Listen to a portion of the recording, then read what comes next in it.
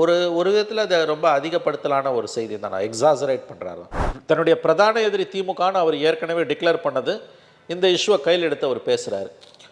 அவர் சொல்கிறத கவர்மெண்ட் பாசிட்டிவாக எடுத்துக்கணும். இதை விட ஒரு முட்டாள்தனம், ஏதாவது பகுத்தறிவை பாடை கட்டி விட்டவர்கள், குறைந்தபட்ச அறிவு நேர்மை இல்லாதவர்கள் தான் இப்படிலாம் பேசுவாங்க. ஏன்னா அது அவர்களுக்கு இடப்பட்ட கட்டளை.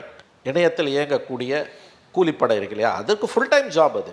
இவனை போய் கடி, நீ அவனை பொறாண்டுன்னா அது செய்யும். அதை புரிதல் இல்லாதவர்கள், மூளை முழு வளர்ச்சி அடையாதவர்கள் தான் இந்த ஸ்டேட்மெண்ட்டை, நான் சொல்கிற ஸ்டேட்மெண்ட்டை தப்புன்னு எல்லாம் போட்டுக்கிட்டு அந்த அம்மா இஃப்தார் பார்ட்டிலையும் கலந்துப்பாங்க, கிறிஸ்மஸ்லேயும் கலந்துப்பாங்க, விநாயகர் சதுர்த்திக்கும் வாழ்த்து சொல்லுவாங்க, கிருஷ்ண சதுர்த்திக்கும் வாழ்த்து சொல்லுவாங்க, தீபாவளிக்கும் வாழ்த்து சொல்லுவாங்க, பொங்கலுக்கும் வாழ்த்து சொல்லுவாங்க. இனிமே அதுதான் அரசியல். இதை கடைபிடிக்க தவறுபவர்கள் தமிழக அரசியலிலிருந்து தூக்கி எறியப்படுவார்கள். வாக்கு வங்கி அரசியல் உள்ளவர்களுக்கு நான் சொல்வது புரியும், கூலிப்படைகளுக்கும் மூளை முழு வளர்ச்சி அடையாத ஜென்மங்களுக்கும் இது புரியாது. ஏன் இந்த ரெட்ட வேஷம்? இவர்கள்